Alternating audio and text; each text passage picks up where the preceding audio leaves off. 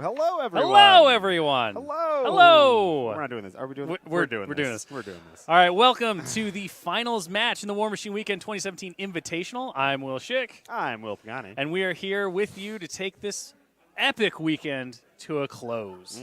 Now, it's been a long road for these guys. It has been. They've been qualifying for this event for almost a year now, just under. And they've basically battled their way through one of the most competitive fields that you'll ever see in Warmachine and Hordes. They've played four rounds so far. 4 rounds so far. This is the fifth one going into here. So these guys are ready to go. Yep. They're honed.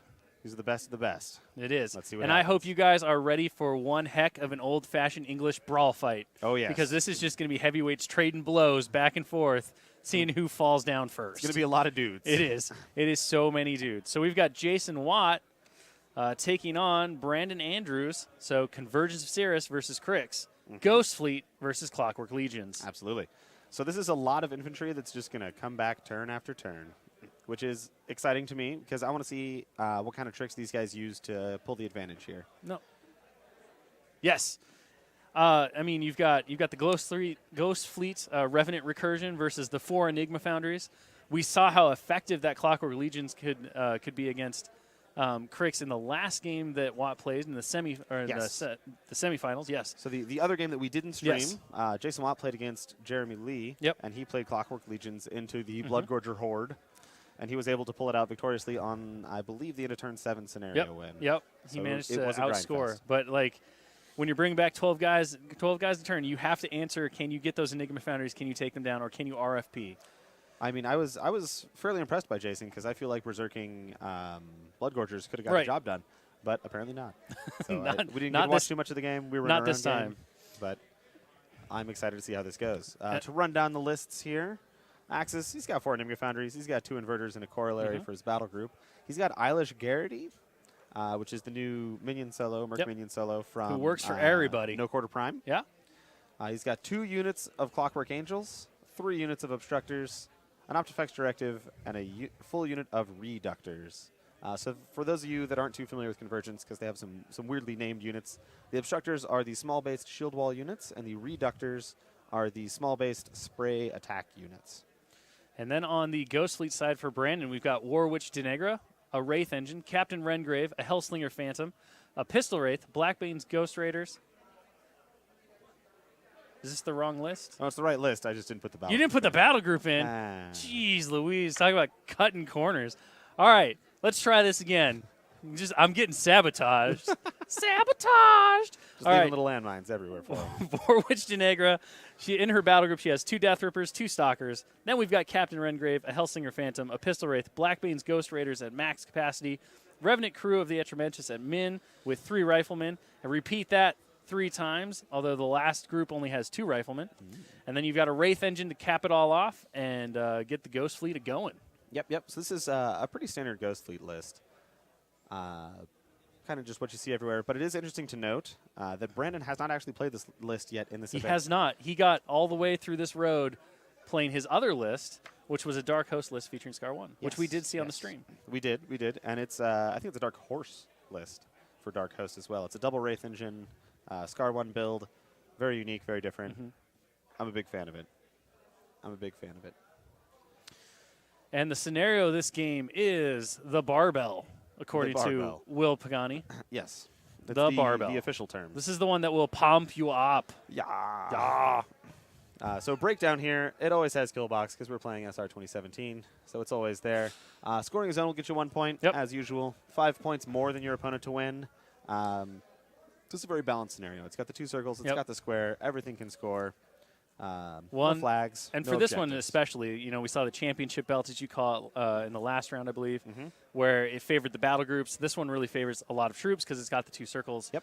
And both these armies are well equipped to take advantage of that. So it'll be really interesting to see how all of that works out in the end.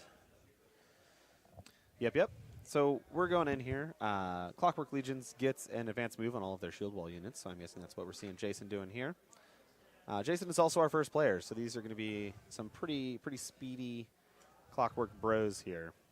Yeah. And one of the things you'll look at is you'll see, like, all of those troops. A lot of the times you talk about clock management, and Jason has proven in 3 games now that I've seen one of which was streamed because this is a very similar list to what he played in the Champions event that happened yesterday. And then in the game against Jeremy that just occurred, he can manage the clock. Both players in that last game, the semifinal game, came down to like 3 minutes left on their clocks. So there's a lot of good time management skills between those two players. These two players. And I have no doubt that Brandon also has managed his clock very well throughout the game.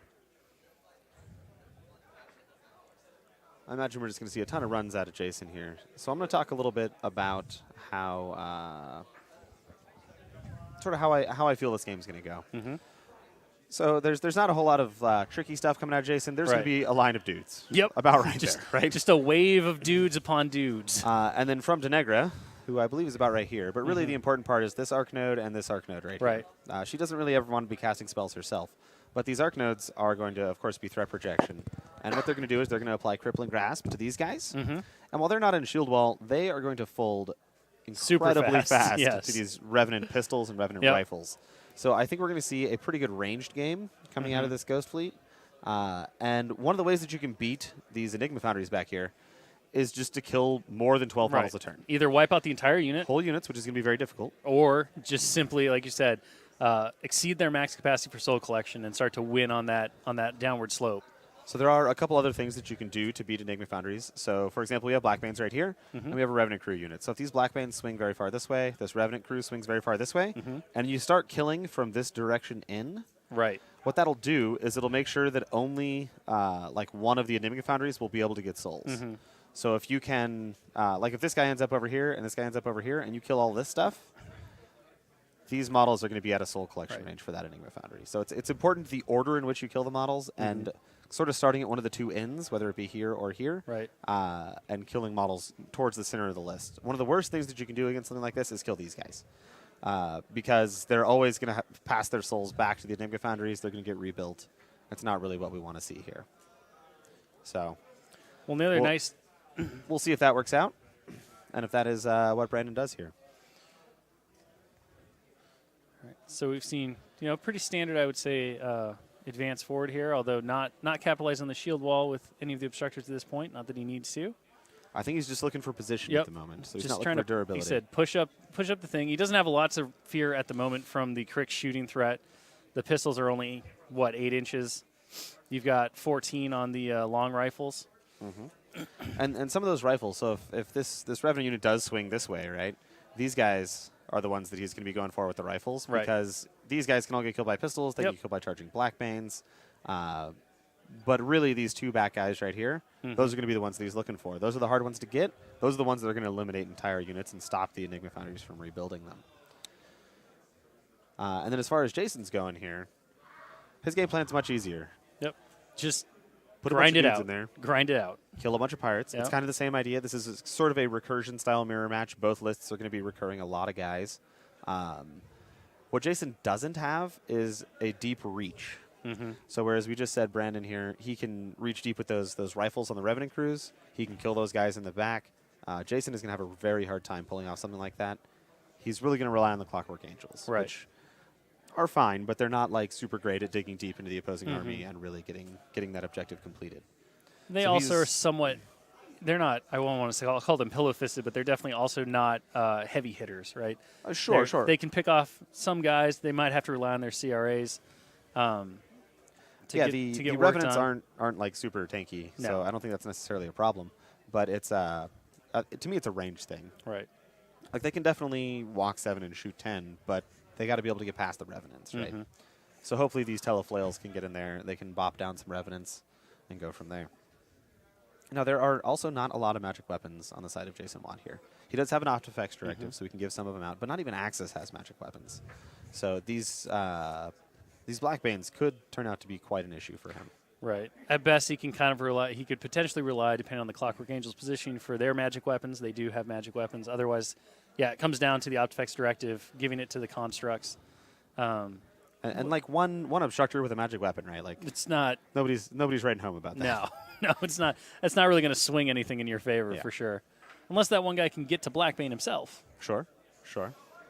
Though Blackbane's not super important here. It's really his command stat that's relevant. Reanimation, the Blackbane recursion mechanic, requires living models to be destroyed. So We're not going to be seeing too much of that unless some really cheeky Optifex directive plays end up happening here. You never know. But I would imagine by the time the Blackbanes end up in the back lines of this Convergence army, Blackbane will be no more to a combined range attack from these Angels.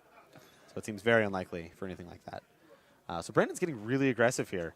This is not what I expected. I expected him to play a little farther back, kind of play the attrition game a little bit, get some shooting in. So like instead of, because next turn, right, like all these guys are going to be in here. They're going to engage this unit of Revenants completely.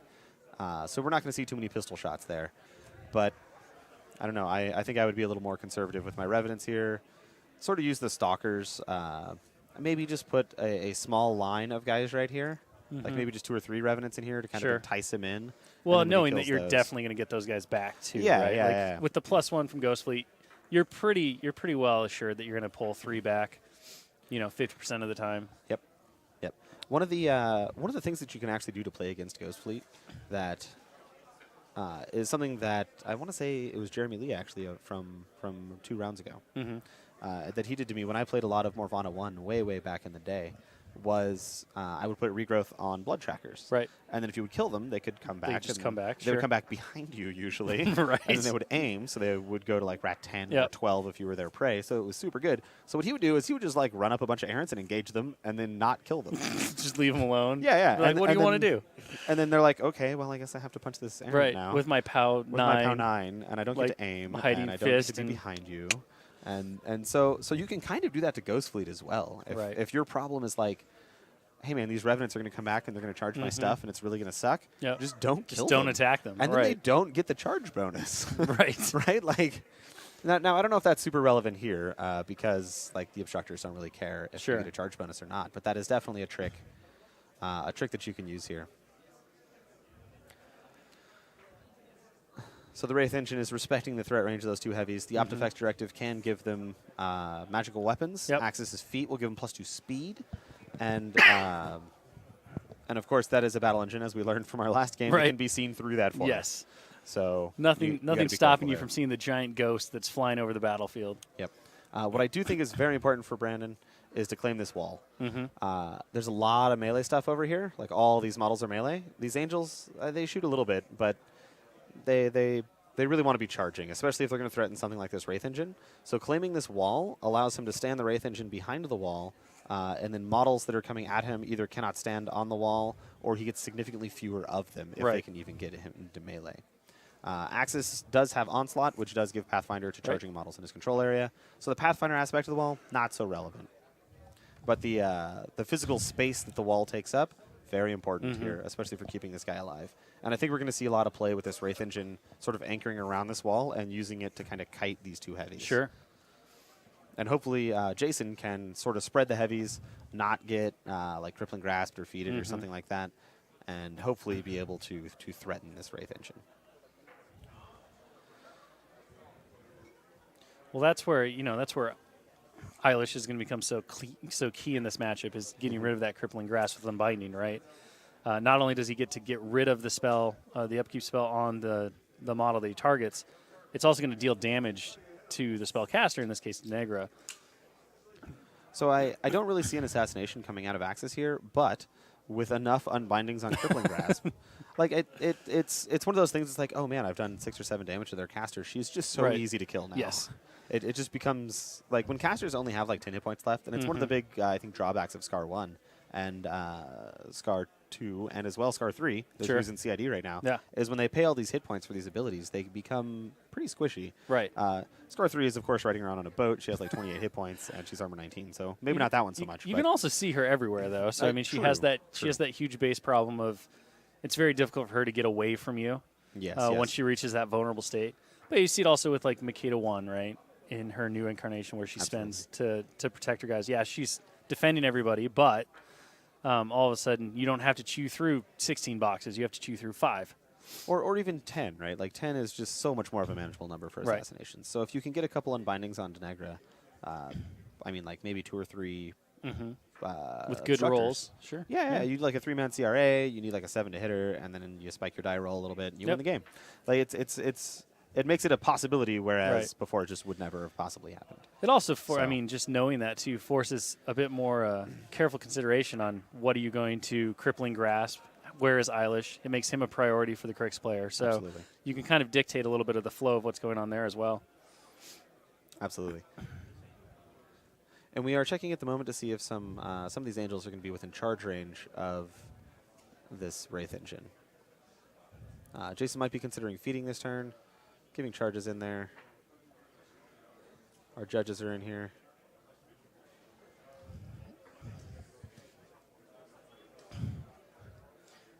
I mean, if he's within range, pulling a feat this turn, destroying that Wraith engine early would be significant in terms of swinging the game towards his.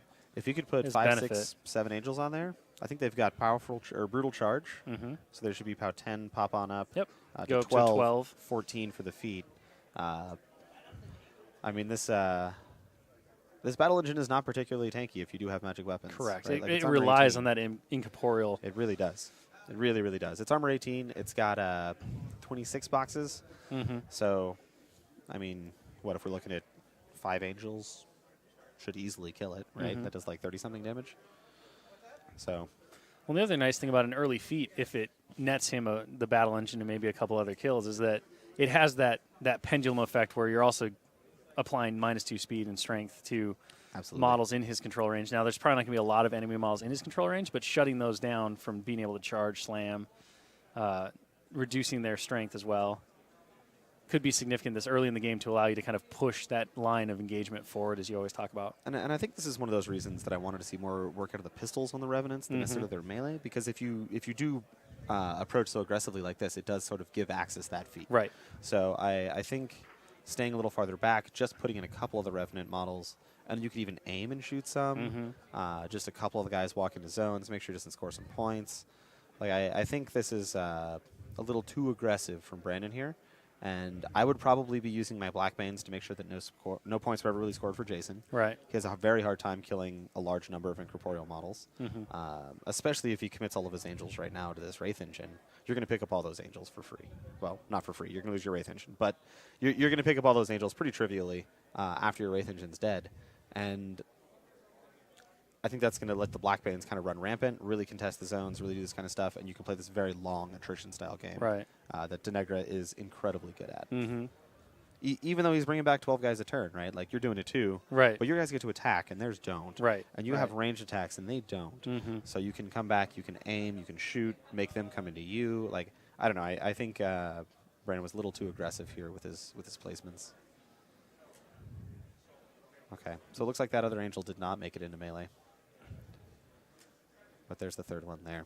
So these guys are going to be dice off 4. If I believe Axis did feat, I wasn't. I was rambling on about I see the Blackbanes here. purple token down, maybe. So if we can get some. Hold on. So Get yep, we're some checking from the confirmation. table here. Yep. But I would have to imagine the feat happened, otherwise why go in? I do have a question. Oh. Angels come in 3-man units, right? Yeah. Why have both units moved before any of them attacked? Charge attacks are not optional. Okay. Yes, charge attacks are not optional, so Jason cannot fast forward past them.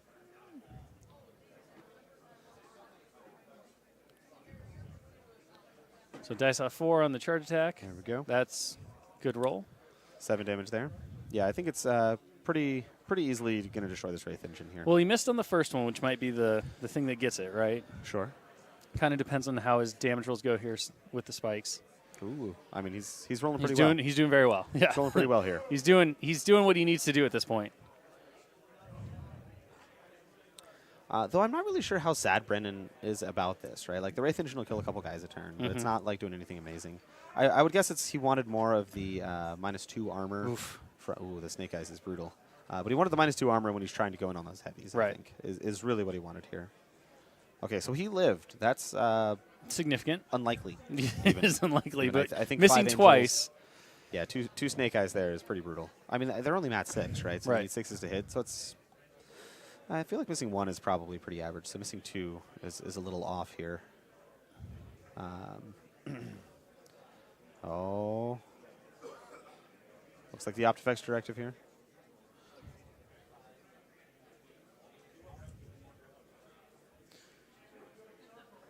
right, so is that an obstructor getting magic weapon here? Yeah. So he's trying to get one of his Optifex directives up to an obstructor here to give him magic weapons. And I don't know how many boxes the Wraith Engine has left, but I'm going to guess it's not too many. No. So this obstructor might be the champion of his people. He might be the hero. Yes. Might be the robot hero we're all yearning for here. The one we deserve. Mm. So that would be great. I mean, it would definitely make up for the Angels' kind of failure here. Yes. Oh, God, he just gave him Pathfinder instead of magic weapons, I think.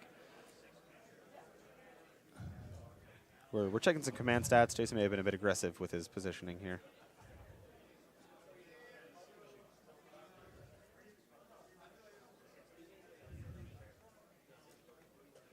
All right, So we got a quick judge check coming from in. Judge. Checking command here again as well. At very high-end Warmachine games like this, a lot of times you get measurements like this because each individual little thing is so important. And we always want to make sure that we're playing by the rules as closest as we can get.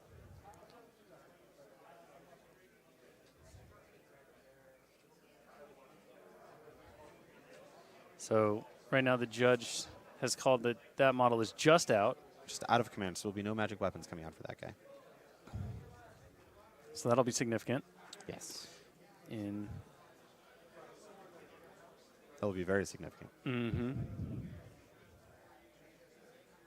So moving on to attack the Revenant crew up top. That Wraith Engine living a charmed life at this point.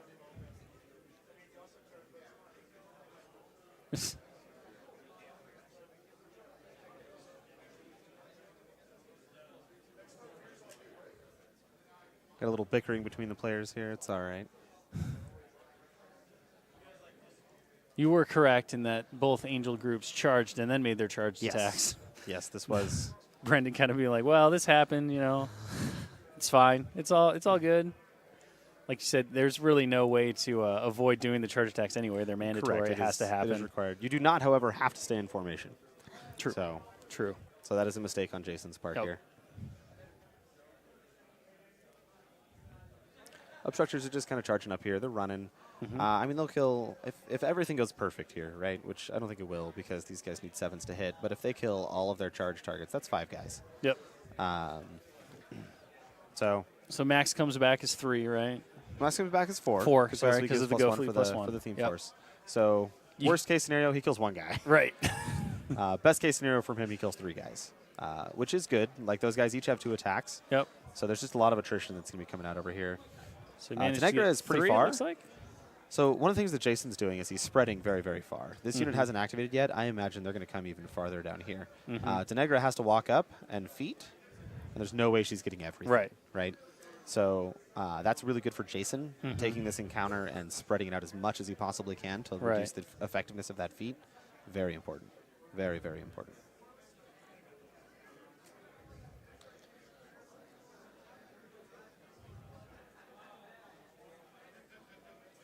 All right. This is that center unit of obstructors charging forward. Unfortunately, not going to be able to affect the Wraith Engine because of that out of formation Optifex. It is unfortunate. And I think that the Pathfinder wasn't coming from the Optifex, but Onslaught. Axis put up Onslaught. So anyone who charges now in his control range is getting Pathfinder.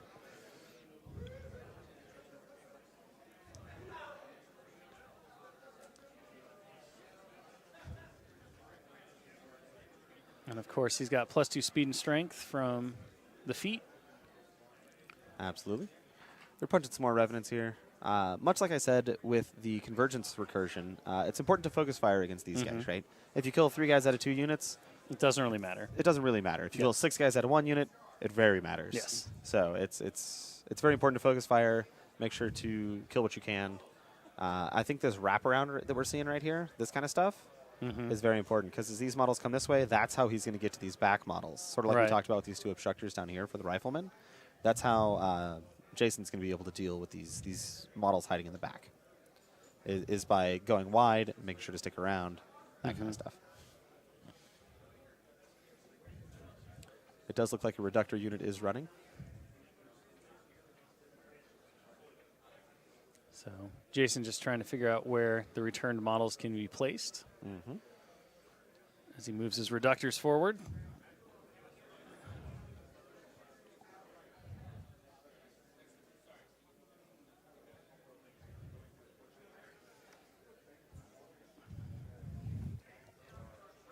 The reductors are just going to pile in here. Mm-hmm. Reductors are a unit that really loves to aim. Yeah. Like, that's what they're all about. So if you can position them in great ways so that your opponent has to commit into your obstructors, which you're then going to gather the souls for, and be able to recur, and then the next turn your reductors can aim and just spray away with their little mechano bees. That is really the goal, I think, for that unit, is that they never want to move. Right. They always want the opponent to commit into them and then punish them. Mm-hmm. Well, and clear helps out with that too, because you can kind of use your troops as a screen, spray right through them. Absolutely. Not have to worry about doing any kind of damage to your units. Absolutely. See the Enigma Foundry just advancing forward to make sure that it can collect souls. So it does look like he missed at least one guy here. So this is something that Brandon should be looking for. This guy right here is not within 10 inches. Yep. And maybe even like one or two of these other guys back here are not within 10. So if you pick them off, he doesn't get the souls. Right. So if you're not going to do a whole lot on this flank right here, make sure you get these 3 guys. Right. Because they won't be coming back. The other side here, I imagine we'll see something pretty similar. I think this Blackbane unit might run amok. As we said, there aren't a whole lot of magic weapons over here. We committed all the angels to the Wraith engine. Yep. So you could have seen a play, and really, if this Wraith engine dies, I think it's not that huge a deal for Brandon, but it is I mean, it's still your Wraith engine, right? Still your You're not losing out on Dark Shroud. But I think if we had done something like a shield wall right here, and then we had like an angel here, an angel here, and an angel here, so that if these guys ran through, the angels could make free strikes. Right. That would be very good. But all of our angels went in here, so. Well, and interestingly enough, rather than wrap around like you kind of thought he might, he seems to be committing those last unit of obstructors to the center. Yes, and I think that is probably not going to go great for him. No. I think the Blackbanes are going to, honestly, probably not even charge. I think they're just going to run. Yeah. I think you're going to see the Blackbanes run. They're speed 7 with Apparition, so they go 16 inches. They're going to end up somewhere in this area of the table, would be my guess. Right, in threatening range of those They're Enigma going Foundries. to be coming for this. They're going to be coming for this. They're going to be coming for this. It's going to be their targets. And I'm going to bet that they're not really going to drop their incorporeal until they get those targets. There's no reason to sacrifice themselves against obstructors. Especially with all of the reductors going this direction, right? Right. Because these Optifex guys, they can't give very many people magic weapons. So you want to give the guys that either have a volume of attacks like Jax, or you want to get the sprays in there. And I think that could be another positioning problem for Jason here, that he committed his reductors a little too much to the north side here, and not enough to the south to try and deal with these Blackbanes. Eilish is running. It looks like he's trying to put his Arcane Void on stuff that Denny might want to cast on. I mean, that's another thing, right? Like, we didn't really talk about that, but he has Arcane Void. Right. So if you cast spells and models around him, your caster takes D3 damage. So you might take D3 damage when you cast your Crippling Grasp, and you might take it again when he Disbinds it. Right. So that can be stacking up that kind of stuff.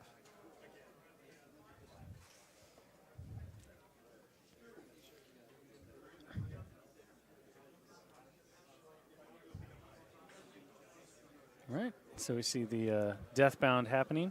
Yep. They're checking to see which guys can charge under Axis's feet.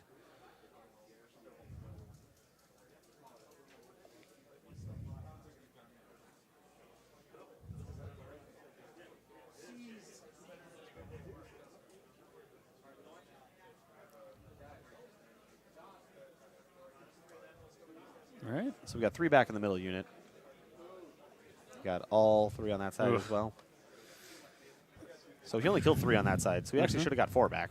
But but he can't. But he can't because only 3 can't died. go over the amount. And this is kind of what I was saying, right? Like, maybe he couldn't get to the other guys, Right. but focusing fire is very important. He killed 3 guys, he got all 3 back. But he killed 3 guys out of the other unit as well. He also got all 3 of those back. Right.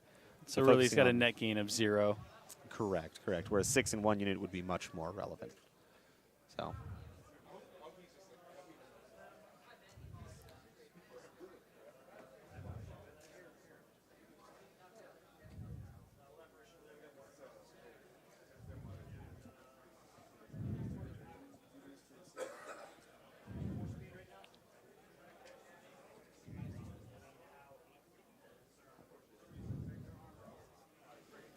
right. So we're talking about stats here. He's planning on his turn. Looks like he's going to try and free up his Wraith Engine. Mm-hmm.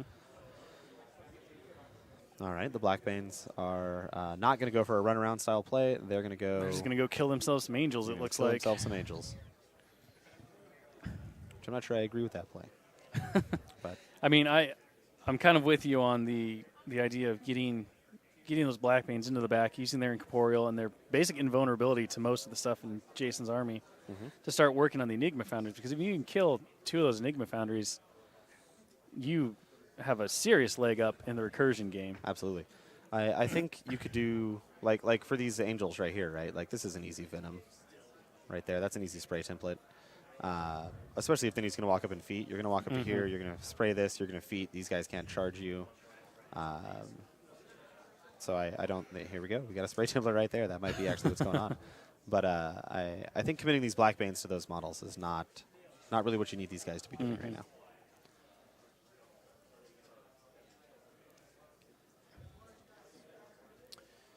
Still playing out his focus allocation here.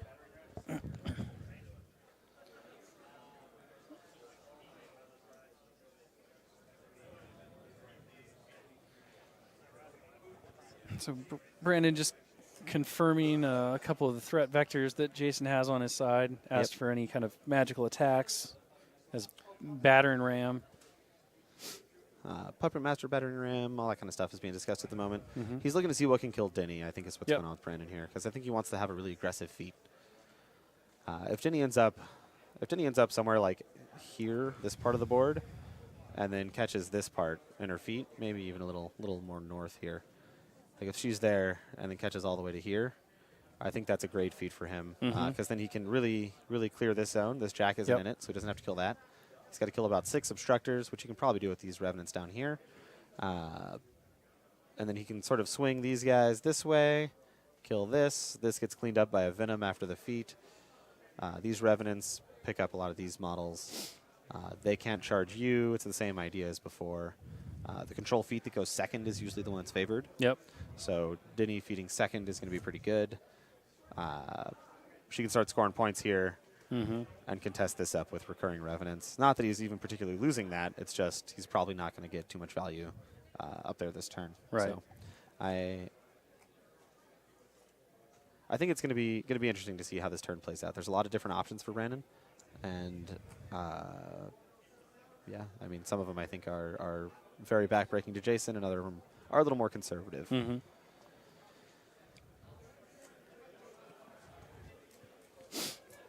All right. So Brennan just has to kind of make his decision here, which is a lot harder than it sounds. I mean, it is, right? Oh, here comes Denny. I've gone through about 3 or 4 different options here. So Denegar moves up. So Denegar is feeding. Feet. Here we go. Here comes a spray, I would assume. Yeah. So she's just going to stab that guy right there. Yep. Ooh. That's not bueno. Misses. Denegar's not the best in close combat, but she doesn't stab things much.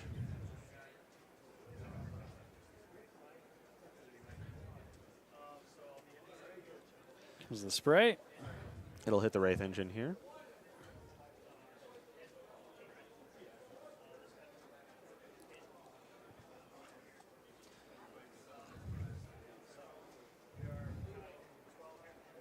So Jason.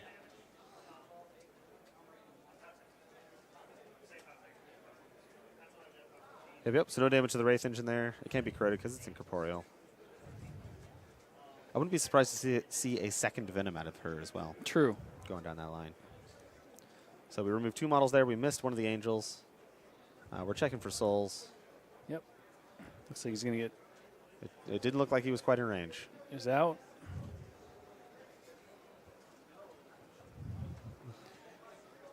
No. Are you sure? Because I think there's 2 tokens right in front of that. Oh, yeah, there might be souls there. But I don't know if those are soul tokens or not. They are different from his normal focus tokens. Somebody guess those are souls. He was in range. Must have sleight of handed him out there when I wasn't paying attention. That's right. Sneaky It's souls. very sneaky. It's very sneaky, sir. Here comes your second Venom that you called. Yep.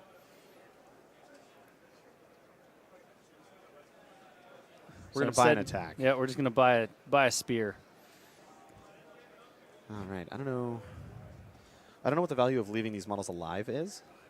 There very well could be some. But I mean, it depends on what he's going to follow up with, I guess. All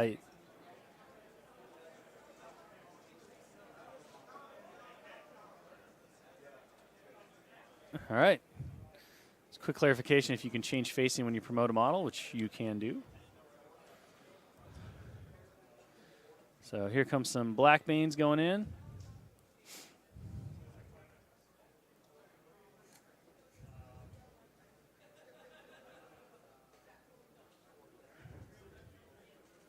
See the Ghost Raiders kind of getting into the obstructors too. And these are just advances, I believe. Yes, because Axis' feet, these guys won't be able to charge. They could still run, I believe, anyway. I'm gonna check that for everybody right quick, just to make sure I haven't been lying this entire time. Yeah, they just cannot charge or make slam or trample power attacks, so they could still run. So first attack misses.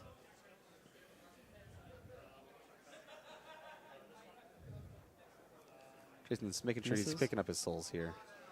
Letting me find out he's going to be full now, and kind of what I said before, right?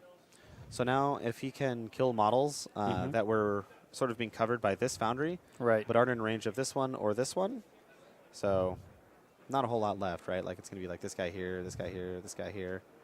That's probably going to be about it. So he did eliminate a full unit of Angels. Yes. So not getting their souls, not that big a deal because the whole unit's gone.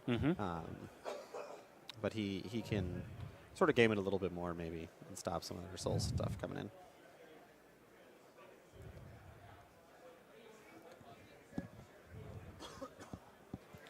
All right.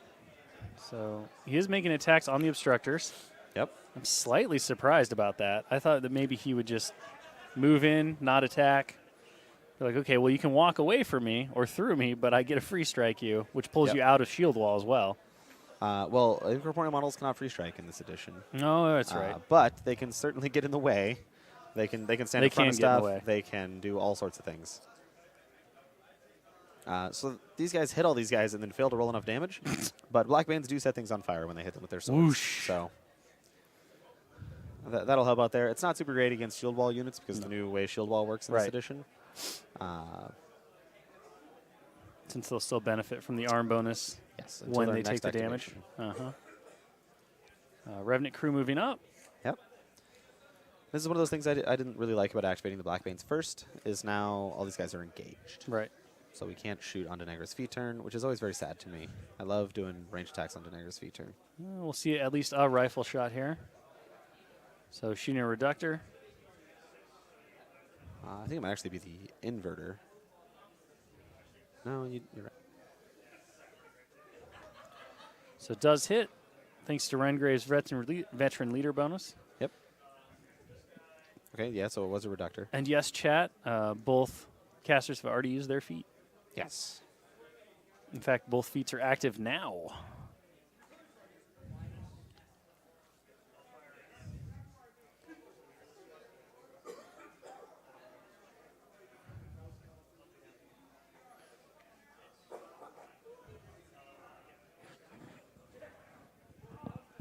So manages to eliminate the leader of the unit with Ghost Shot. I'm not really sure why that matters. I think he might be trying to slowly push them out of command, maybe. Not that I see that really happening too easily. I mean, you could just field promote to that guy, right? It's basically the same thing. I mean, basically. I don't know why the leader necessarily matters, unless you're going for some Jeremy Lee style mind games. Maybe.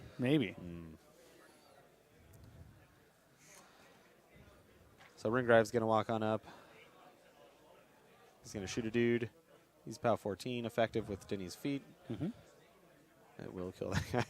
Jason is saying that he's just making him move models. Which is funny because it's on Brandon's clock, so. Right. This doesn't really affect anything too much. Correct.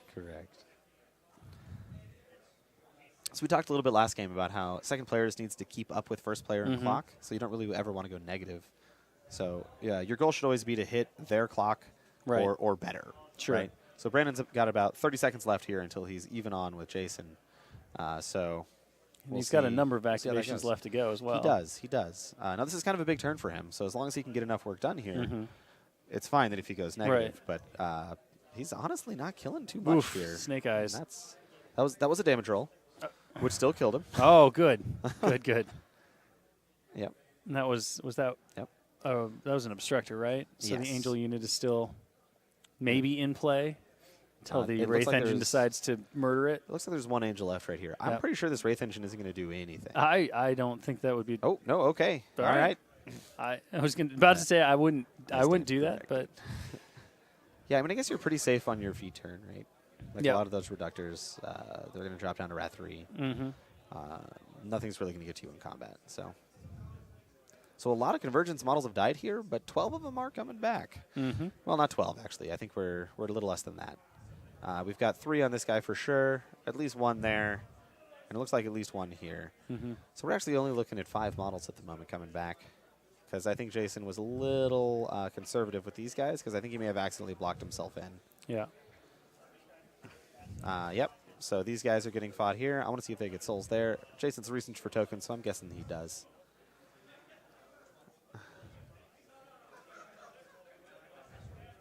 Yep.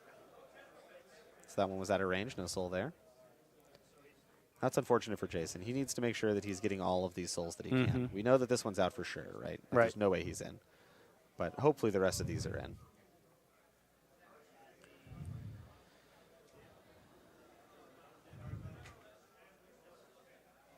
So miss on the leader. Mm-hmm. So we missed that one. Let me get you guys the dice tray back up here so we can see these rolls.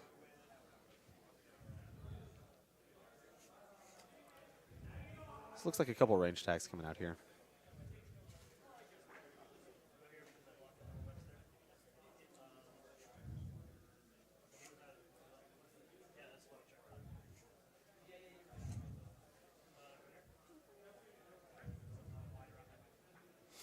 So just kind of advancing up.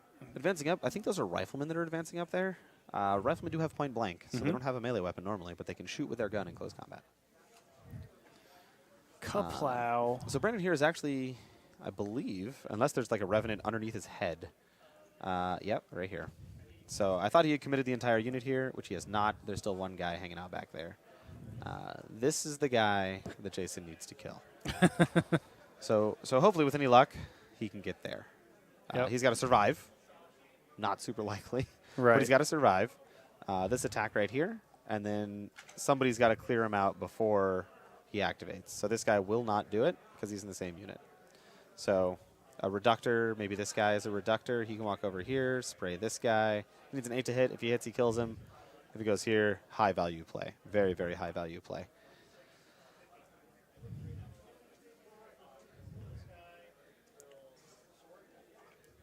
So it does look like we're capped out on souls here. We got 3. We got 3. We got 3. We got 2. So we're at 11 models coming back. I doubt anything else is dying down here. Right. So it looks like just 11 guys are going to be coming back.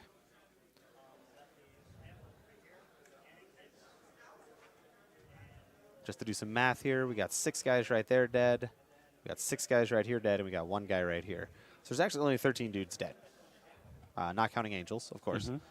So 11 of these 16 dudes are coming back. Or 13 dudes. Man, my math was off on that. I mean, we're picking up some more dudes here. So Jason's probably only down some angels and maybe 4 guys.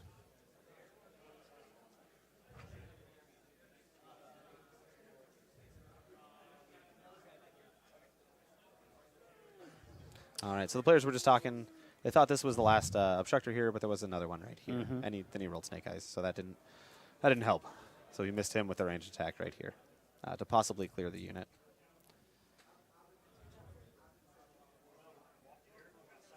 All right. Stalker moving up. Can advance and then leap. We're going to get some proxy bases out, make sure the Stalker can make it all the way.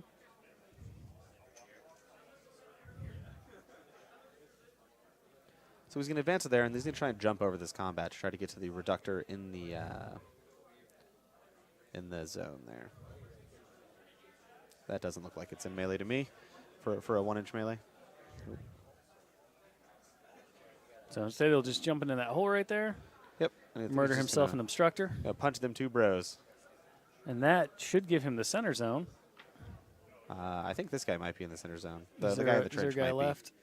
Oh, maybe. be. It's very, very close. That. I mean, Denny did a lot of work here, but in reality, she probably only killed like 6 guys. Now, they don't get to attack the turn they come back. For Right. the So it's a pretty player. big swing. So he is going to have to do work with what's left on the table, but there will be essentially like an infinite second line Right. behind the front line of the dudes. So they're going to check to see if that model is in the zone. Yeah.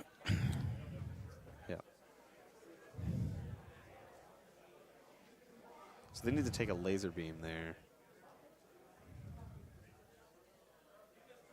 Nope. So yes, he was in the zone, I believe.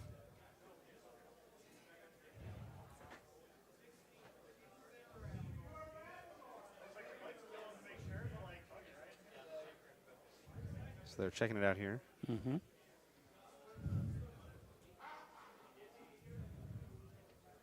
Based on how his model touched.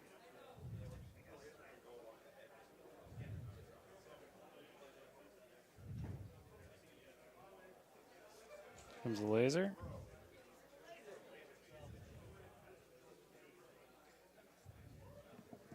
It's real close. We got to get a head judge situation here. I think AK is getting called in. Yep. He's the one actually using the laser right now. So he is. You can't see him on camera, but he's got his serious face on. Serious face, meaning without hat. So All looks right. like he was in. Yes, so Brandon Andrews is going to score 1 point, and Axe's feat is now over. Deneger's feet still in play. Boo earns if you're Jason. Yes. And fire went out on all 3 of the models that had it, so a little bit of a break there. Sometimes rolling 1s and 2s is good. Sometimes. Sometimes. Rarely, but sometimes. Every once in a while it works out. Especially if you burn those from your rolling jar. Yeah.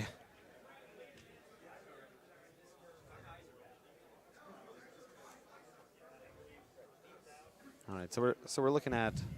So this guy is not in. Whoa! It's an adventure. The updating of the CPs here is still on my cursor, so I'm going to show it in just one moment. Here we go. Brilliant. We got our CPs put in, so it looks like our feet is about right here, and then it's going to go somewhere around like that. So all of these models are affected if they're on this side of this line. Jason is talking about hidden 8s here. Our obstructor that needed to live did not. No. He didn't make it. No, he didn't make it. Well, and the one behind So. him didn't make it either. He got shot to death with ghost bullets. Ghost bullets. Instant classic, we will not be seeing any Grimkin on the stream today. We saw our Grimkin fill yesterday. Yeah, we had 2 games, right? Mm-hmm. Yep, because we saw Jay Larson win in the semifinals for champions and then Lose in the finals. unfortunately lose in the finals. But both in great games. In fact, Jay Larson played Jason Watt in the semis in champions.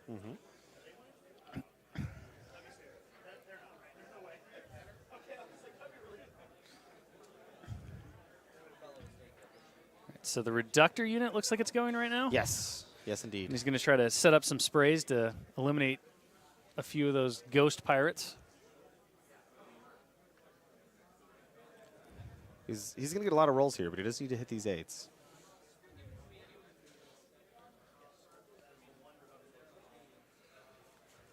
So we got 1 reductor aiming here. So he's back Right. up to Rat 5 from the feet. Woo woo! You can hit things with Rat 5. You can, yeah. You just roll 6s. We need 8s here. You can't roll an 8 on a d6. I mean, you can only hit on 2d6. Yeah. Just roll 6s. But what if you need 8s? Still roll 6s Ah, you and your on each dice. you're on each That's dice 12. math. Yeah. All right. So these reductors got to do a lot of work here. Yes, they do. A lot of work. And remember, we talked about clock. Brandon did a pretty good job. He's not too far below Jason here. He went second. He had a big so turn. He had a great turn. Yep. He did a bunch of stuff. And this This will be the trick. You know what Snake Eyes isn't? A 10. No. Snake Eyes is not a 10. Not a 10. Not a 10.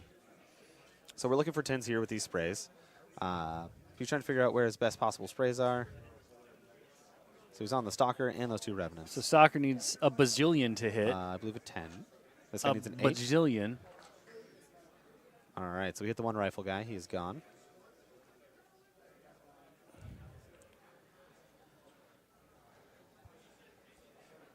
This guy is not in the feet.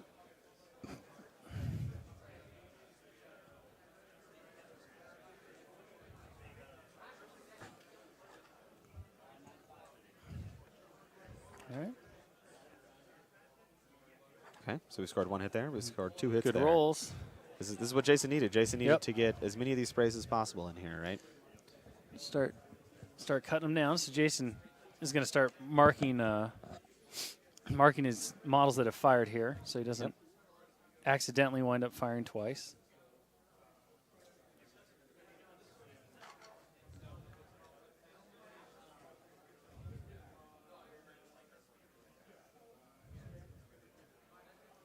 All We right. need 2 more with this spray here. He needs 8s. Hits the first one. Misses the second one.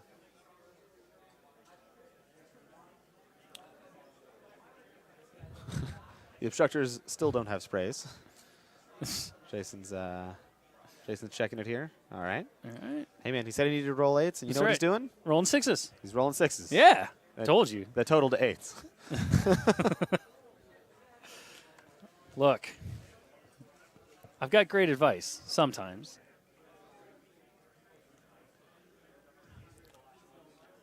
So looks like we've got 2 more left. Spray and spray.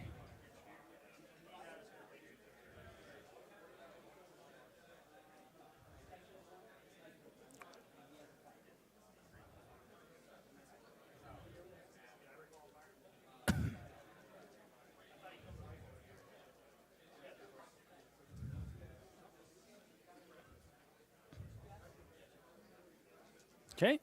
So We're just getting 2 with last this 2. spray.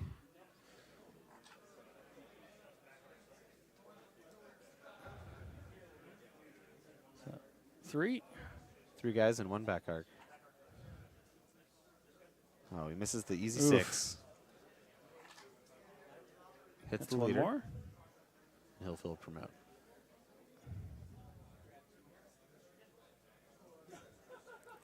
Here we So go. we hit 2 more with this spray. Hits just 1. That was a large amount of 8s. It was a That was large good. amount of 8s. That was good. I don't know if it was enough, but it was good. This middle unit's looking pretty skinny right now. Yep. I think it's just these 2 guys right here. I don't know if he really has too much to him. follow up with, though, I don't unfortunately. think he does. I mean, this is why I didn't necessarily want to go for this play on the Angels here. I think it gave up a lot of his digging where he could get those models that were in the back. So.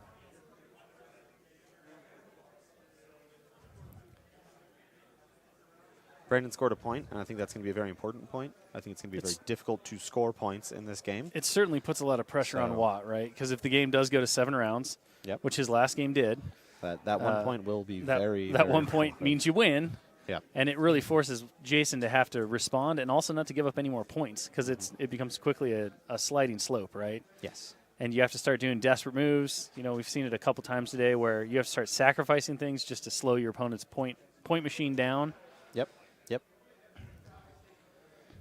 So this is great for the commentators. So if you guys are ever playing on commentary and you do this kind of stuff, it's great. So this is 1 unit, and this is a different unit of Revenants. So we can see how many are dead out of each one. Yes. So that's very helpful to us. Very, very helpful. So, brilliant. Thank you, Brandon, for that one. All right, Watt trying to figure out where to go next. Coffin Nail VGD. I don't know if that's the Cricks jail. I think that's just the Cricks waiting room. Yes. Like They'll they're, be there they're not in later. jail. They're just cycling through. It's like their injection pods. I coming up imagine from it's where a the lot like Revenants come from. Beetlejuice when he's in the waiting room. That's just what those guys are doing. They're just reading a magazine, waiting for their number to be called. Yep. Waiting for their turn to come back.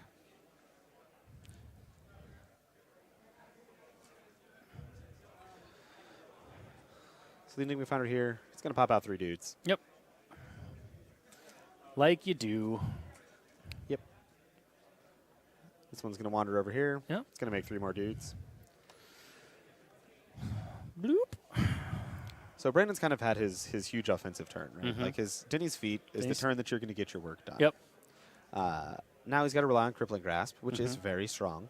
But what it's not going to do is affect everything. Right. So these Enigma Foundries are now going to be very hard to shoot to death with pistols. The pistols or the Revenant rifles. It's going to be very hard. The 2 heavy Warjacks there, they're going to be a little harder to kill. They're going to be a lot harder to kill. This shield wall unit down here, you're going to have to charge it, right? So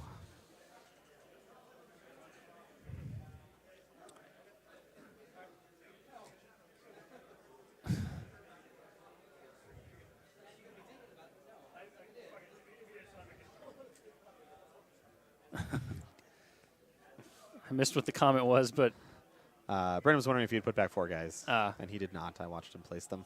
It is not a worry here. so shield walling with the obstructors, just getting into the zone.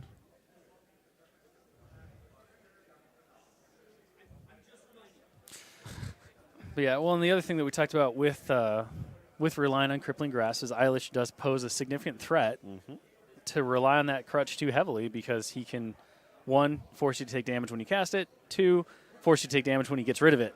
Yep. And so outside of using it for its offensive potential to boost up your ability to hit and to do damage, it's not really going to, the speed part really isn't going to come into play unless you're applying it where Eilish can't get to you.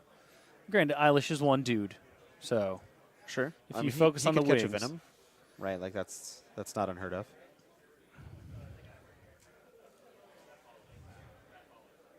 So it's looking like Jason's going to respect these.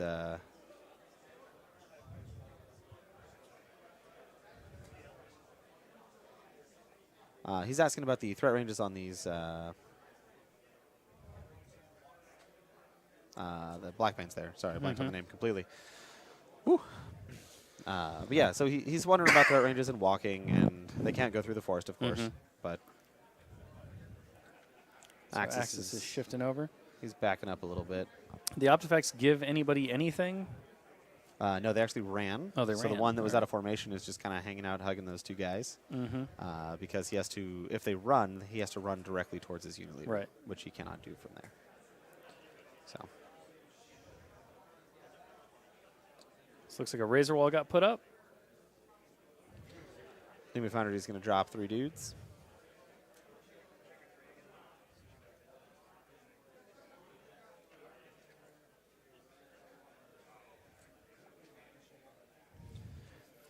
The So Optifacts advance unit's going to slowly. walk about 3 inches for a lot of them here in a shield wall. We should see some of those front guys swinging on the Black Banes that are exposed. Yep. We had 3 Black Banes. He's doing a 3-man CMA because that -2 mat from Denny's feet.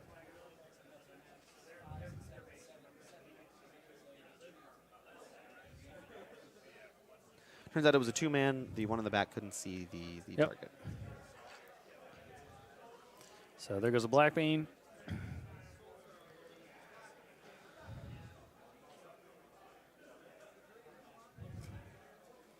So Puppet Master gets placed on, did you see which model he targeted? The inverter there. The inverter. So he's looking for that for the counter charge from Axis.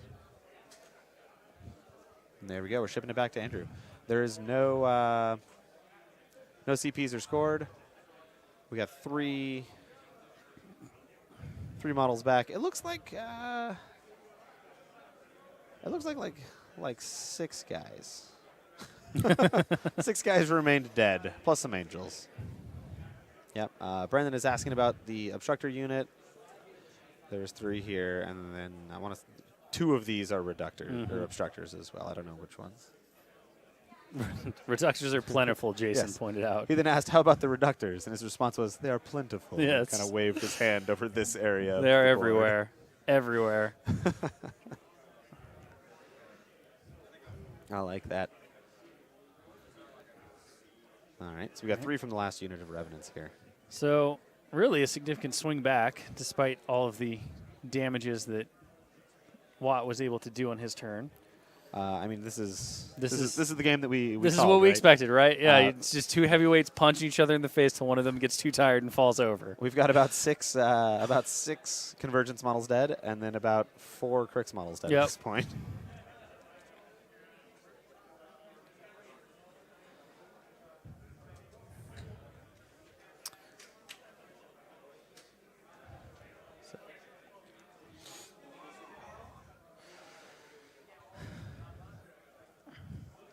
So Apparition from the Blackbane's happening right now, pulling them out of melee range of the Obstructors so they can decide where they want to go next.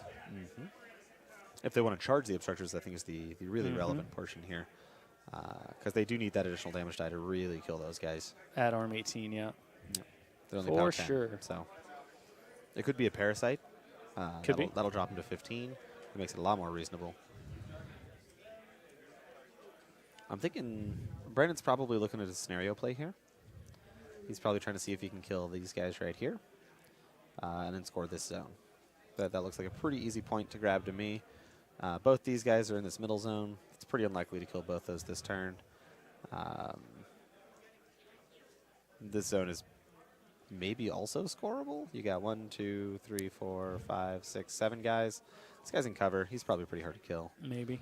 You got a Razor Ball right here as well, so these guys can't even charge in.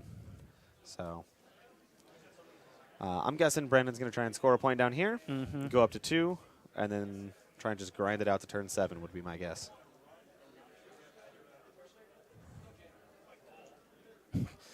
Brandon's declaring his intent to run with his Death Ripper and trigger neither counter charge. So we're going to see how that works out.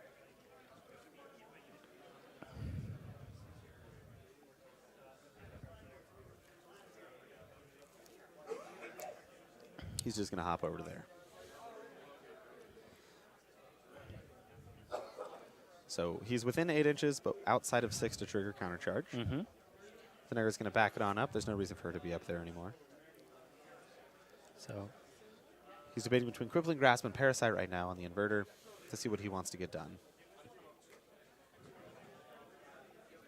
That was either a randomization die to determine which spell he was casting. I think he was letting the fates decide. Or he dropped it. I'm going to stick with he chose to Parasite instead of Crippling Grasp because he rolled a 6. All right. So central inverter now has Parasite on it. And the other one has been Crippling Grasp. Oh, spread it out. Yep, so 1 on each. He's writing out his tokens here. Look at those beautiful Grimkin tokens. They are lovely. I like that he's using those because they match his color scheme. They do. They do. They're very pretty. The color matching is succulent. Just for Hungerford. It's supplement. Oh, supplement. Sorry. Yes. Right. I got the word mixed up. So no one tell Hungerford, but the goal here is to use the word supplement instead of succulent to try to get him to mess up and say it on a podcast. So help us out here. We're going at him from all angles. So Blackbane's now going in on the inverters. Yep. I almost expected the Wraith Engine to go first here to apply Dark Shroud. Oh, we might get an Axis counter charge. I don't know if that's a good thing. He doesn't have magic weapons. It wouldn't make a lot of sense, no. Yeah. Yeah, so Denny with those two. Is that awesome? They're saying it's awesome. I don't know if it's awesome.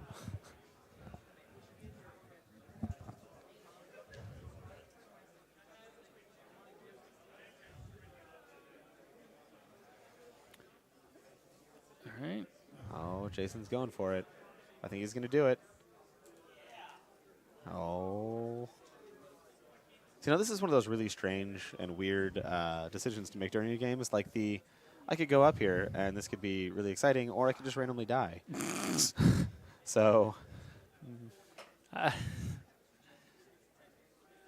Now, right now, the worst part is that he's burning his own clock to try to decide, right?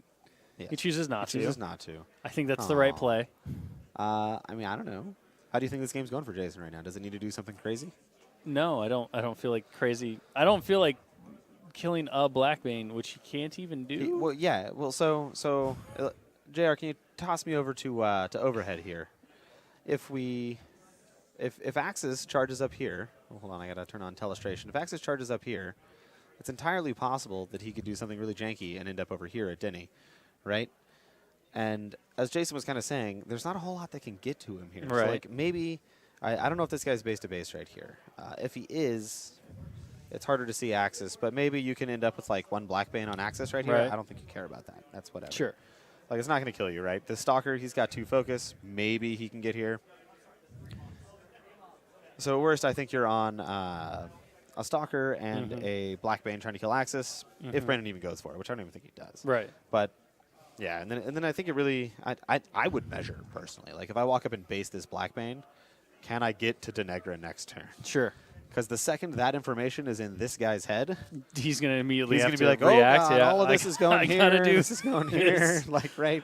Protect Denegra. So, and then I think that can give you a really great attrition advantage. It's definitely a strong. Well, So. yeah, it switches him from I'm going to grind out a point to I don't want to lose next Yes, turn. exactly. And the best part about it is the Blackbanes are incorporeal, so they can't even use those, Right, Like, you just go right through them. Just run right through. Well, you can try to use them to cram up the base Sure, spots, right? sure. Like, but no, otherwise. Right now, it looks like the dice are really abandoning Brandon here. Yes. This damage grid right here, that looks like it's got like 3 damage on it. That's about all it's marked it there.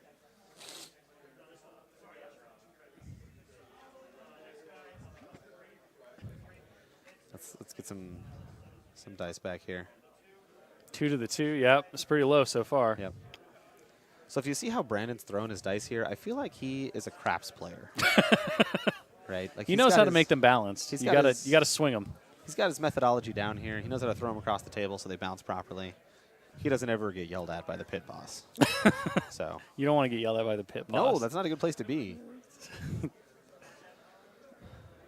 So Wraith Engine getting in there. Yep, charging the parasited one. So I wanted the Wraith Engine to go first. Doesn't quite right? look like he's going to get the charge bonus, though. So left arm is out on The the central parasited one. Yeah, so this one right here has its left arm out.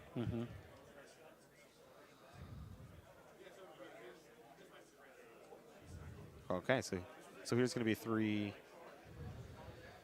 attacks here from this Wraith Engine. It's got rapid strike, so it gets its 2 initials plus 1 more. Woo! That's real good. All right, That 14 makes to up the for 1. it. Yeah, that's going to do some damage. Ooh.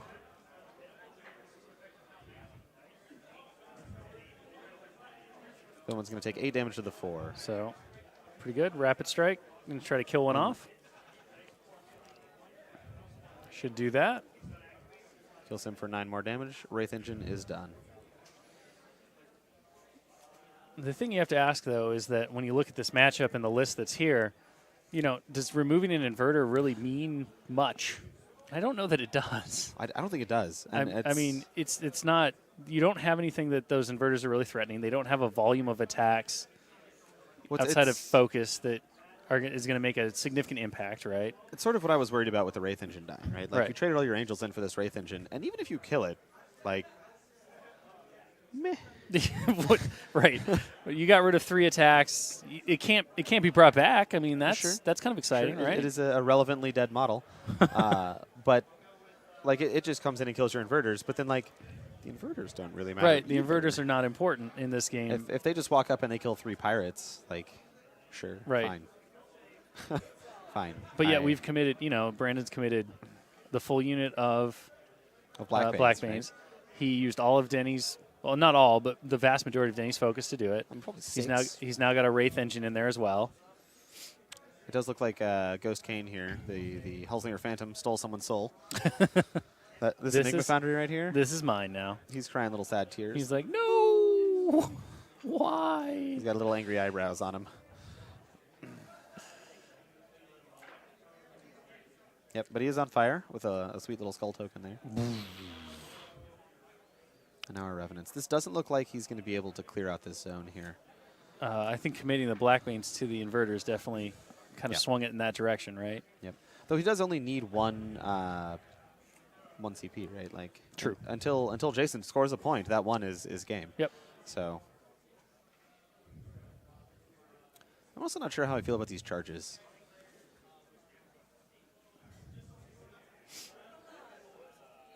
And then this is the guy that Jason's gonna have the hard time killing after his angels are all dead. So Brent's playing this very well. He's always got this one guy that's just kind of hanging out in the back. Yep. It's not super easy to get to. He's just waiting for his promotion. He's like, the guy in the back always gets promoted. eventually. Yeah. I think Brandon's feeling the push of this clock right now. So he's speeding up a little bit.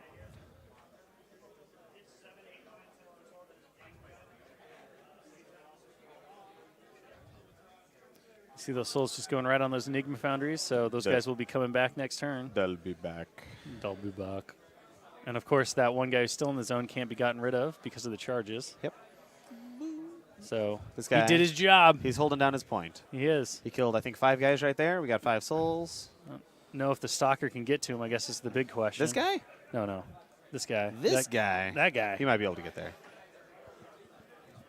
He might be there. Because I don't believe that stalker is gone yet, right? I don't believe so. So Pistol Wraith going to try to come in there and...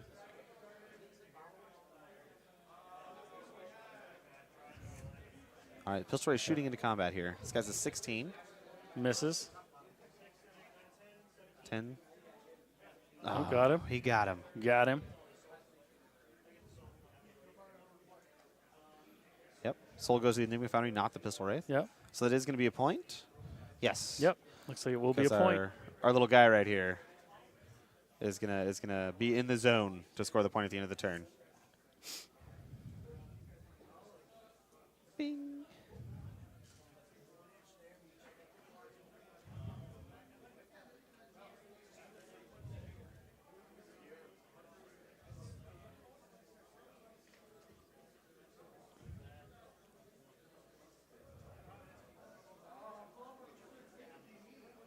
And this is Rengrave charging. This is Rengrave charging here. And we're checking the 1-inch melee range, which I'm not even sure Rengrave has 1-inch melee range, but I assume they checked it. So who knows? He does indeed have a 1-inch melee sword. Yep. His charge is good. Captain Brorave, apparently, according to Brandon. So assaulting? I loved that he used to have a rule called insult to injury instead of assault. Let him kill dudes and then shoot his gun every time I killed a dude. That was the best.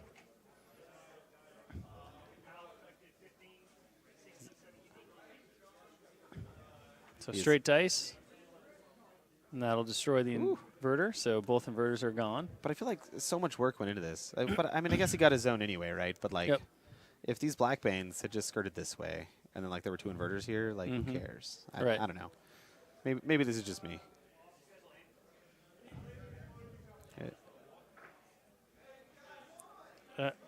I mean, again, I certainly agree with that assessment. When you look at the key pieces here, it's not the inverters. It's the Enigma Foundries. It's full units of obstructors, reductors. Yeah, like a lot of attacks went into those guys, and I think Jason is going to be able to bring back basically every model that died this turn that isn't the 2 inverters. So sure, you got the 2 inverters, but I don't know. I'm not sure if it was worth it. If it was the most optimal play. And here we go. Here's the shooting that I was talking about.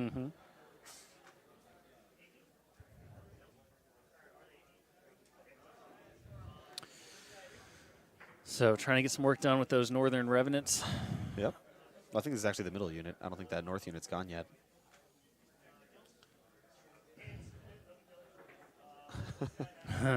So hitting and not really able to crack the 18 armor. This kind of comes back to what we were talking about with needing the feet or crippling grasp in order to lower the armor, something those pistols can actually deal with. So if we're looking at clocks here, Jason went first. Yep. Talking about trying to keep even. Brandon's about 2/3 done activating his army, maybe. And he's down. Should 4 end minutes? up probably 5 at 19 minutes or so. I hope we can keep it above 20. That would be my goal for this turn, just mentally, is to keep it above 20. You're scoring points, so you are actively winning the game. Jason's sort of south flank here is starting to crumple in. And there's going to be a lot of reductors left, but they're going to be over here, right? Obstructors? Obstructors, I'm sorry. There's going to be a lot of obstructors left over here. So you're going to have this zone, basically. And I think that is what's important at the moment, is this zone, is the relevant part of the game. If somehow Magical Christmas Land happens and you can clear the zone, so kill 2, 4, 6 guys. That was a smiley face. Whee! Oh, he's so happy. If you can kill those 6 guys, sweet. But I think he's really just looking to score this south zone this turn. And once again, inverters, not relevant to that at all. Mm-hmm. Unless he's trying to score all 3. No. He's got these guys He's here, got right? guys in the way. Well, we're seeing some shots of those guys, though. Yeah, but this guy's in melee. And I don't think that's going to work out.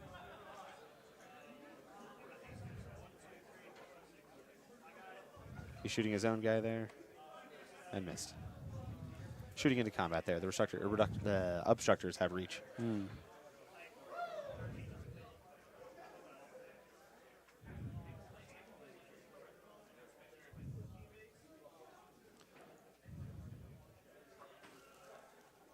So thus far, unable to really get anything going with the remainder of his Revenant crew. Sure. I mean, he put all of his focus into those inverters. If it was like a crippling grasp on this unit down here, and then like a parasite on this unit up here, he could have done a lot more work on these units.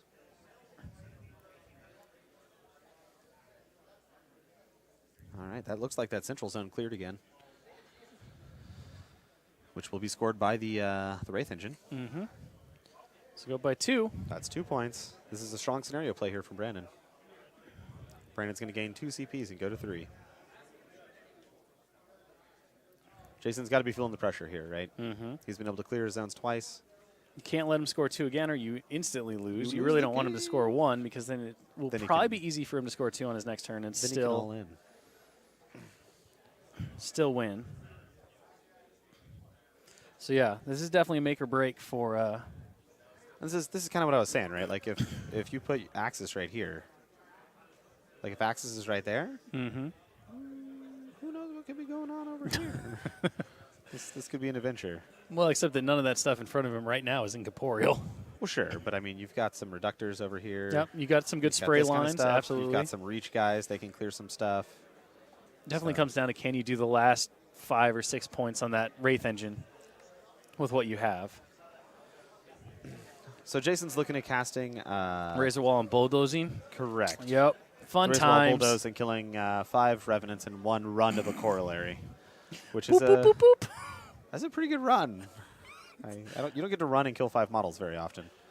So And plus, think of the style points. It's like Oh, for magical razors appear behind you, and then you just kind of like bunny Fall bump into them in, And and they just get shredded. it's not like he needs the corollary No, anymore. All the of his heavies are correlates- dead. Yeah, it's kind of useless. So we can put that over there.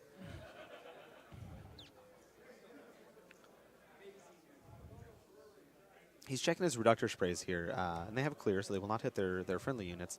But he might be able to clear out that top zone and score a point himself. It's looking like he had reductors to get 2 here, 1 here, and then we got some obstructors here that can hopefully go there, and then this guy could probably get cleaned up by any of these things here, right? So Jason might be able to score this zone this turn, which would not be great for Brandon. That's not what he wants. He doesn't want Right. the scenario game to slow down. He wants Right. the train to keep moving in his direction, not to stall. Contesting either of these zones is super easy, so Yep. he's definitely not going to score any points this turn. He's got all the guys in the world to do that. Yeah.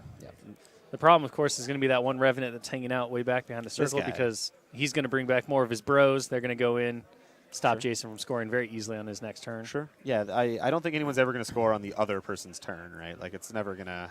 Was that a mad face? I don't know what that was. I think it was like he's never going to score on his turn, and then he's never going to score on his... I don't know. I like drawing arrows. What can I say?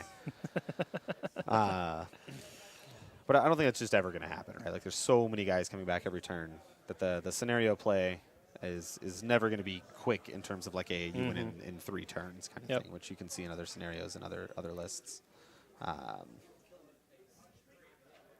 So there goes one. So there's 1 gone. I think that top Revenant's going to be the only one that's really an issue to get out of the zone.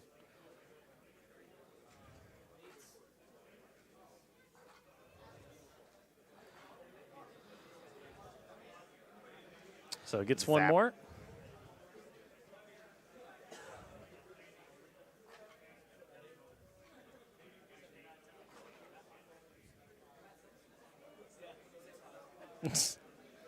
They're joking about the standardization of Convergence infantry that are all Mat 6 Strat 5 Yep. for the small base guys. The last Reductor's activating. Looks like he's getting 3 Revenants there. 3 Black Banes. First one's down.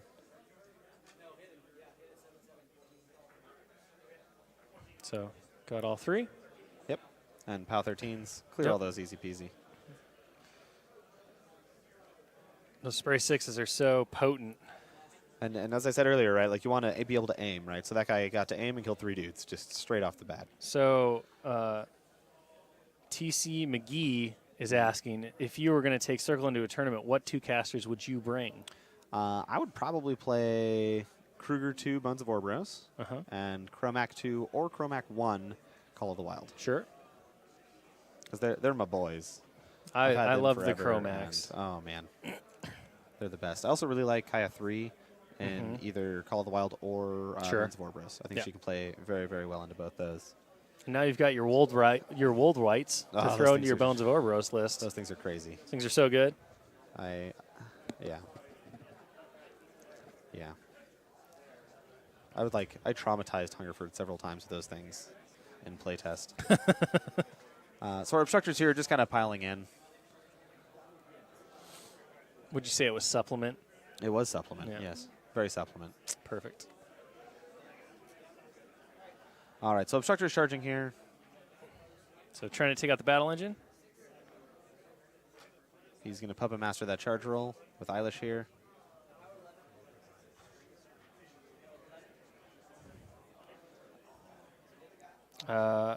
We also have a question about when Gaston 2 will enter CID. Gaston 2? In the future. I mean, he's already been in. He's gone through. He's done. He's done.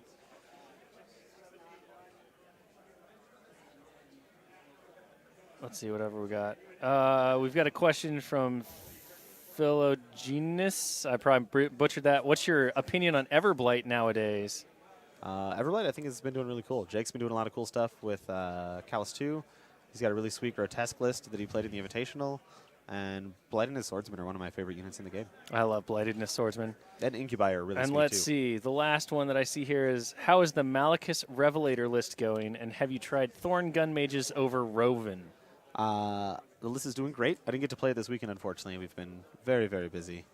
And I haven't tried it with Thorn Gun Mages instead of Roven yet, because Roven does everything I want for that list, which is supply shield guards and have a sweet POW 14 fire attack, whereas the Thorn Gun Mages don't have shield guard, is really the thing that I don't want here. So.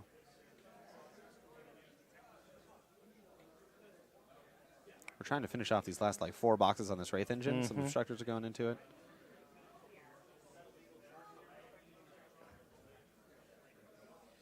So quick pause on the clock.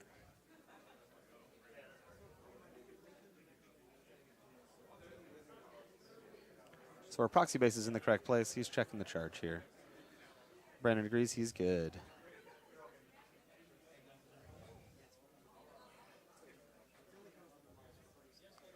See if you can't get this. So there we go.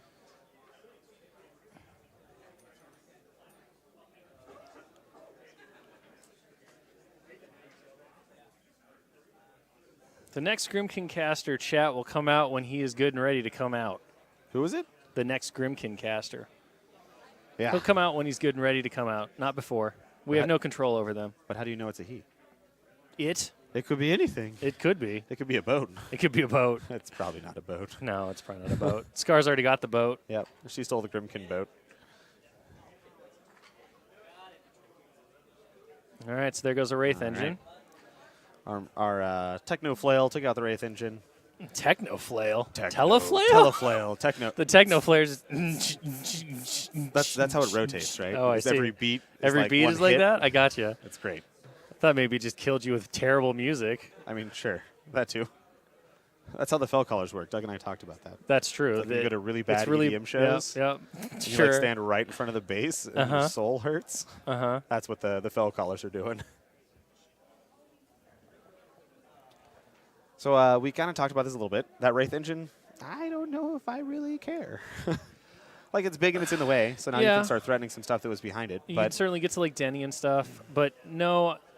So I feel like killing it is just okay for the course because he has a line on murdering a lot of Revenants, and I don't know that those Obstructors were going to do anything else. Mm-hmm.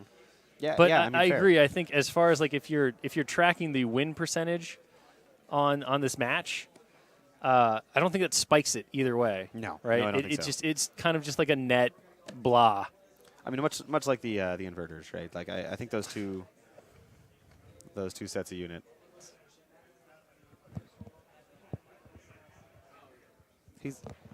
They're saying Pathfinder would mess up this corollary play here, but that little guy floats. He does. He's got that. He's got Pathfinder. repulsor jet thingies. He's got a repulsor butt.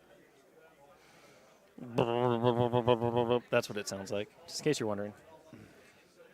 Oh, Tony seems to think everybody has a repulsor butt, and I don't think that's true at all. Tony. I'm not really qualified to talk about this because I don't have any children, but I feel like you two can because you have children. You know what's up. The corollary just did more than both inverters combined,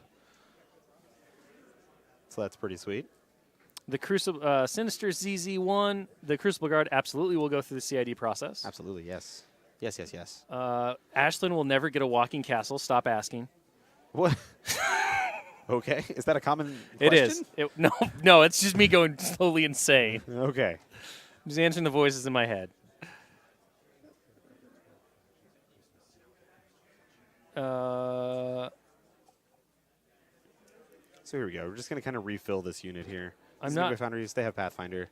They can just wander on over there and drop all these guys off. I'm sure the Jalam, so let's see, the Dragon Pup in CID, Jalam was listed as a House Kevar Warlock, but he wasn't in the final version. Is he now houseless? He was always a Desert Hobo, first of all. True. And will never stop being a Desert Hobo. I think the House Kevar thing got dropped for some random reason. It was a tactical tip in CID that we accidentally left in, and those things are usually left there for the writers and stuff to know a little bit more of the origin of the characters. It's not like a special rule that's on his card or anything. Let's see. What do I know about Iona? Everything. So there you go. Everything, yes. Will Severius 3 be a battle engine caster? I don't know what you're talking about. Severius is dead. Severius is indeed dead. He is so dead that no amount of math is going to really make him a 3. Let's see. 1 + 2 is 3. So if you just had like the first one writing the second one. Wait, what? Writing the Acolytes. Yeah? That'd be 3. Like a Tower of Severius? Yeah. It wouldn't be very good, though. He's very old. It would be very frail. So. Stiff breeze. He'd just fall right over, break a hip. Quite literally a stiff breeze. Just right on his head. So these Enigma Foundries are just going to continue refilling these units. Who's commenting? Will and Will. Come on now. Stick with us here. A rolling coffin is definitely not commenting, but I do like how that came up. I like it too. What's happening in the game, Pagani? Enigma Foundries are just refilling units for the past 30 seconds. I see that bunny bump play went very well. Yes, it killed 5 Revenants without rolling. Without even rolling dice. I mean, that's the best kind of killing when you don't have to roll dice.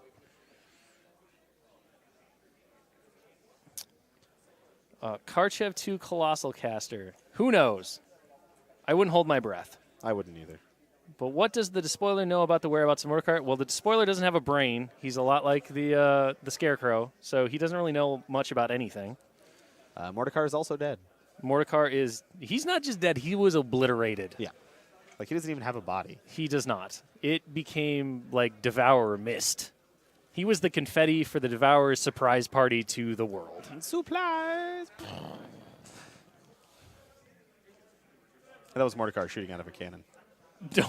Was it? Yeah. Him shooting out of a cannon? I thought the Devourer was shooting out of a cannon. No, it's like the confetti cannon. Oh, I next see. to him, right? I see.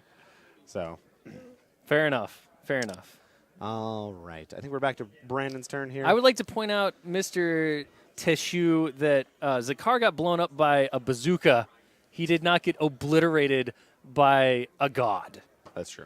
And not like a demigod, like an actual god. Yeah, like a real god, like a primeval god. Yes. All right, so Brandon's going here. He's operating his Blackbanes. He's just got a couple of those little guys left, maybe 3.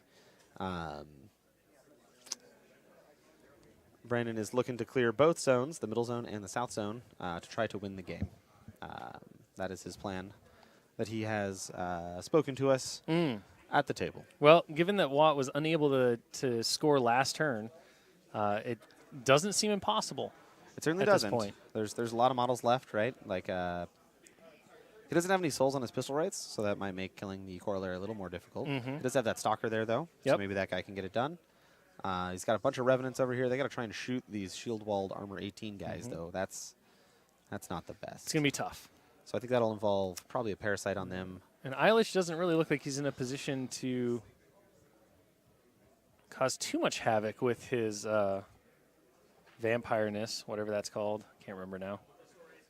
No. Arcane Void. Arcane Void. There you go.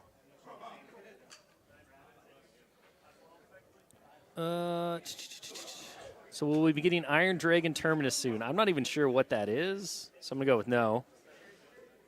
Which faction is the Warcaster trio the Council of Wills going to belong to? Circle, All the obviously. factions, right? Oh, yeah. Yeah. It'll be like Eilish. We get to go everywhere. Like Eilish, but better. There's also 4 wills. How many factions do you expect to have a big release a year? I mean, our goal is somewhere around 5 to 6, I think. Yes. So about half of them. Let's see.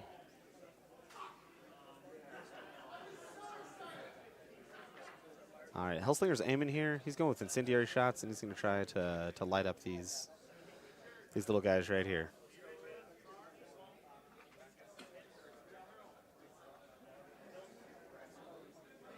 Let's see. Can we get the name of the Golden Crucible caster that was shown off yesterday? I don't think that was a caster. That was Silvestro, though. That is a caster. Oh, is he a caster? Yes. Okay. So it was a caster. His name is Silvestro. He's sweet. He's also not Gorman. No, For all he's, of those he's people not. asking. He's not Gorman. He's way cooler than Gorman. He does a lot more than Gorman does. Yes. Well, one, because he's a caster, but still. He has the magics. All right, so it looks like to clear this bottom zone, we've got to kill the corollary here and then this guy. So it looks like it's about it.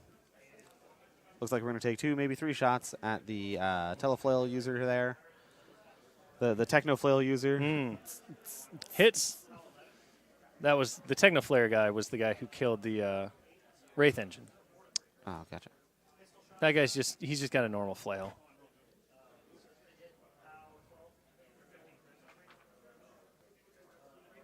He's just chipping away a little bit of damage here into this corollary with these Let's pirates. just make it easier for the stalker to get in there and do something. Yep.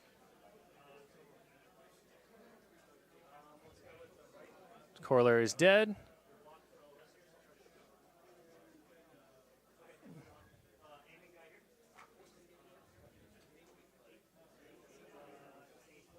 So quick calculation here on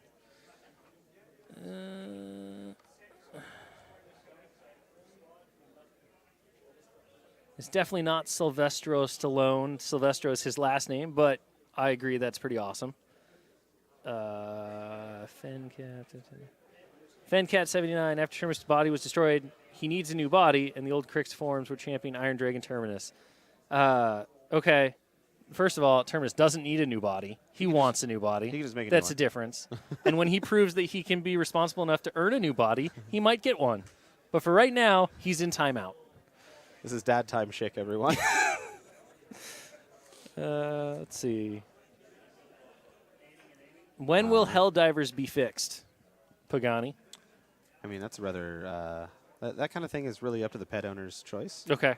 So I mean, that's up to you. we would definitely say get them fixed because it makes them less aggressive overall and much easier to handle. Oh, absolutely, absolutely. But it's not a mandate. Yeah, and register your pets.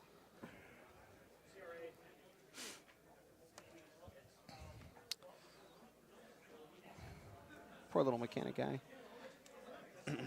And it looks like we cleared the zone at the bottom. The So south zone is definitely cleared. 1 point to go.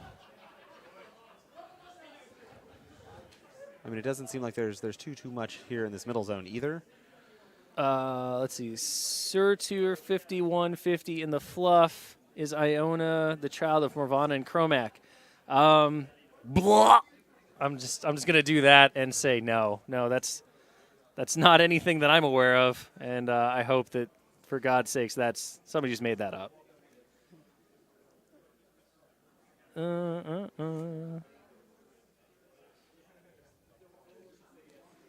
Let's see. Is there anything interesting on the horizon for Mercenaries? Well, we've got the Lily's Resistance coming up, It's actually out now. but there's some new models for that too that will be coming up at some point. That's a long way away. That's true. What's the next one? Chick, why are you spoiling stuff again? I'm not. Just stop talking to people in chat. I can't help it. I have a problem, and you should respect my problem. I do. All right, they're trying to clear the center zone here. He's got 8 models to kill. Oh. If he can get them all, he will win the game this turn. All right, here you go. This is from Don Jamaris. If you're going to take a tournament pair of Retribution, which 2 casters would you take in Champions? In Champions? Yeah. I don't even know which casters are in Champions. I don't know right which now. ones are in Champions Sorry, now. Don. Right now. How about in Masters? I always love Virus too. And I actually really like Raven. I think people are massively underestimating her. I would probably have to go with Ron. Ron is sweet as well. All right, we're working on the zone. We're working on it. There's not too many left in here, maybe 3 or 4. There's a Stalker there with 2 focus. He can clear out these 2 right in front of him. They're saying there's 4 left. So it's these 2, and I think it's that guy and that guy. Yep. It's kind of hard because this unit of Obstructors is painted white, and so is the Revenant Crew unit Right. that they're fighting.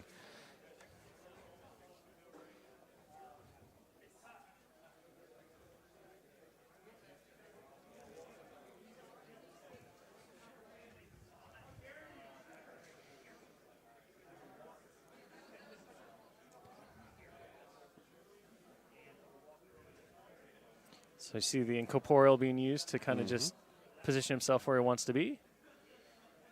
Okay, so this is a back attack here. So hits. There's 1. So 3 to go now, right? 3 to go. Yep. This one, this one, this one. 1 more, 2 to go. And then this Stalker's got 2 focus, so 4 attacks to kill 1 Obstructor. Oh. There's a slight misunderstanding on where the attacks were coming through here. So these 2 left. Or just this one, actually.